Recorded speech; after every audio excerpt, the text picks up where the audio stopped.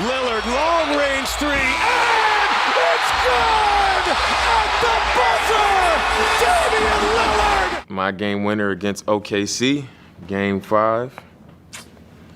I done seen this so many times. Every time I see this, one thing that never changes is I can't believe how deep I was sometimes. Like, I actually shot that. That actually was a bad shot.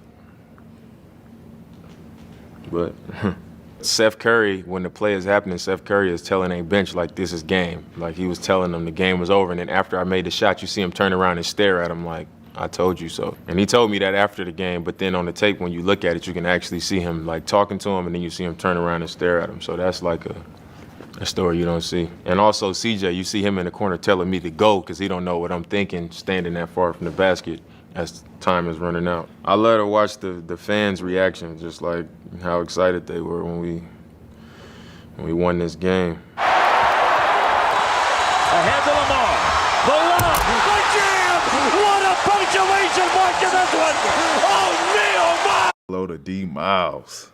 This was like the time where I became a Clippers fan. Like, watching them do stuff like this, like, they just had a different connection. The energy was crazy. They were underdogs, and they were all young guys. So I really enjoyed watching the Clippers. But that play right there, I was like, man, like, we tried to recreate it in high school. Like, throw it up, try to go get it. We were just doing crazy stuff like this, watching plays like this from the Clips. So, yeah, this was these one of my favorite throwback Clippers plays right here. Gave it up, threw it away. LeBron foot race with Jefferson. Nobody's gonna catch him. Look out! I don't think this dunk get talked about enough. How far he jumped in game. Like, he could have easily cleared the free throw line.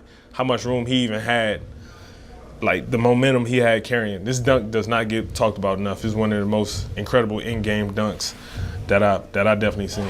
That triggers the rush the other way by Nash. Oh, what a pass. Yeah! You got to make that shot after you get that kind of stuff from Steve Nash. You can't miss that one. All right, this is just a play in transition, trying to push the ball, put pressure on the defense. Someone went and reached. I think that was Baron Davis, my good buddy. Put it behind my back, crossed over, and then realized that I had Raja in the corner for an open three, but if I took time to go back across my body, it would have taken time away from him. So I just slung it behind the back. Hopefully it was on the money, and he made the shot. 4 7/10 seconds left in overtime. The Knicks by 2. Miami gets it in. Here's Hardaway looking for the shot. Childs does not want to foul. Hardaway fires and hits! Oh, okay. I was coming back when I was hurt, and I was trying to work my way back into the game from the very first start of the game. And I never thought I could get in rhythm. I never thought I was in rhythm the whole game. And Pat said, look, he gave me the ball and said, hey, go win it for me. This is the play we drew up. He said, go get a shot and win the game. And that's what I did. They wasn't expecting me to make that shot. Even my own teammates wasn't expecting me to make that shot. But you know what? I always dreamed about that way back in the courts and shooting over somebody when it's 22 up and you shoot it right in their face. You say game, just walk off the court. That's what that was. And hey, that was just clutch right there. Look at Pat. Pat always loved when we were with the Knicks. Missed.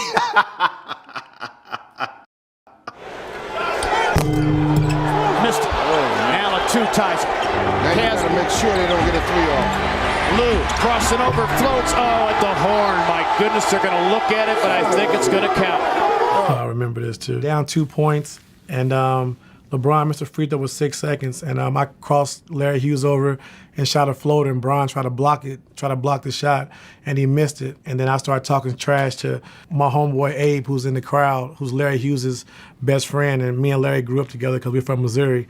So to be able to make that move, on Larry, and then make the floater and talk stuff to Abe, that was a pretty fun night. Sign of holding Denver to 21 points. Good. Early on in overtime. The Denver Nuggets, DeMar DeRozan throws it down. I remember catching the ball, and I remember we used to always practice the catch and go. And I remember when John Lucas passed me the ball, I tried to catch it in momentum. so I could just get to the basket. As soon as I seen big fella on the court, I was like, either he gonna foul me or I'm gonna catch him. And I just remember just going up, just trying to throw it in. Like I was shocked for a second after the dunk because I wasn't sure if it went in, because people don't realize how big he was, but that was a good one. I caught him that game. Really maximizes players' ability. In transition, Wade finds James! Okay, I'm watching the Christmas Day special. LeBron and the Heat playing the Lakers on Christmas Day. That's crazy. Nah, yeah, this is crazy. This is high level basketball right here. Off the glass, D Wade throwing it to LeBron, so that's what they were known for. So this is high level right here. I do remember watching this game. I was in my living room as a little kid with my little brothers and my parents just watching this on Christmas Day. So yeah, I do remember this. Pistons need a three, and they have just under 3 seconds to do it. Here's Chauncey Billups. Here it is. He's got it. He's got it. Chauncey Billups hits the three. So this play here is a shot that I hit in a game the year that we won the NBA championship in 2004. It was against the New Jersey Nets, who were the beast of the East. They had won the Eastern Conference 2 years in a row.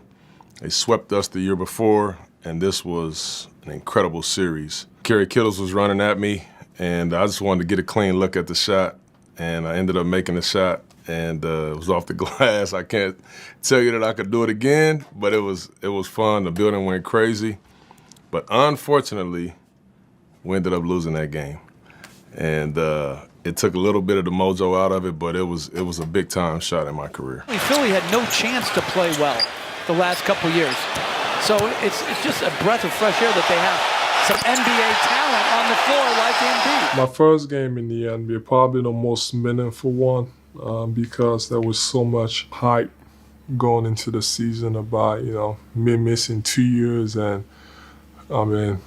people never thought I would play an NBA game in my career based on, the injury that I had, and a lot of excitement. And, that was my first bucket in the NBA. That was great.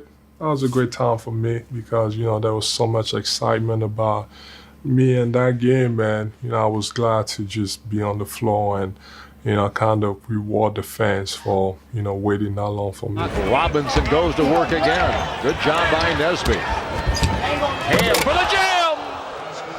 I remember this one. Keith Kloss made a real bad decision.